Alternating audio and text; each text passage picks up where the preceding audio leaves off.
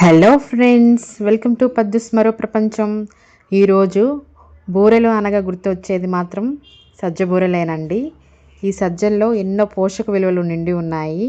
పాత రోజుల్లో అయితే ప్రతి ఇంట్లో అరిసెలతో పాటు సజ్జ బూరెలు కూడా ఉండేవి. ఇప్పుడు ఆ పరిస్థితి లేదనుకోండి. సజ్జలు తినకపోవడం వల్ల వచ్చే సమస్యలు మనకు మనమే తెచ్చుకుంటున్నాము. సజ్జలు తినడం వల్ల కలిగే ప్రయోజనాలను చూద్దాం రండి.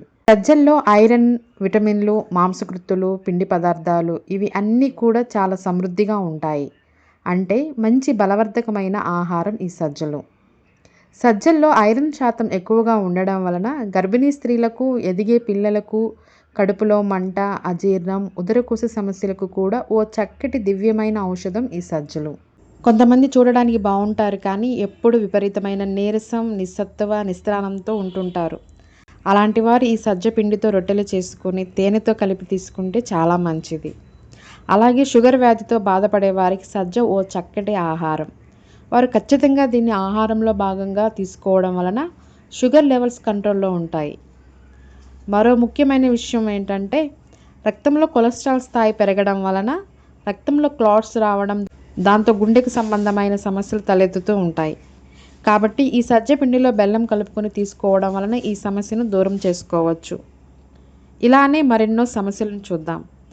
స్థూలకాయం, ఉండవలసిన బరువు కంటే ఎక్కువ ఉండడం, ఎదిగే పిల్లల్లో బలహీనత, నరాల బలహీనత, మొలల వ్యాధి, నిద్ర పట్టకపోవడం ఇలాంటి సమస్యలకు సజ్జలు ఓ మంచి పరిష్కారం.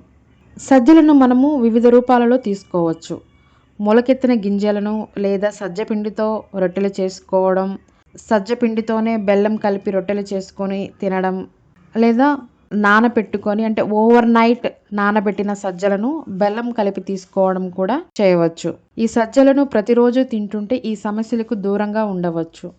మీకు టైం, ఓపిక రెండూ లేని సమయంలో సజ్జలను బాగా కడిగి ఓవర్ నైట్ నానబెట్టి నెక్స్ట్ డే మార్నింగ్ బెల్లంతో కలిపి తీసుకొని తినవచ్చు. మీ టేస్ట్కి తగినట్టుగా మీకు ఇంకా రుచి కావాలి అనుకుంటే మీరు ఇలాచీ పౌడర్ని కూడా యాడ్ చేసుకోవచ్చు. సజ్జలను తీసుకోవడం మాత్రం మర్చిపోకండి. అది వారానికి ఒకసారైనా మీరు సజ్జలను రొట్టె రూపంలో కానివ్వండి, నానబెట్టిన సజ్జలను తీసుకోవడం కానివ్వండి, లేదా మొలకెత్తిన సజ్జలను కానీ సజ్జలను తినడం మాత్రం అలవాటు చేసుకోండి. నేను చేసిన ఈ ప్రాసెస్ మీకు నచ్చినట్లయితే మీరు తప్పకుండా ట్రై చేసి సజ్జలను తినండి. If you like the video please do like, share and subscribe. Thank you.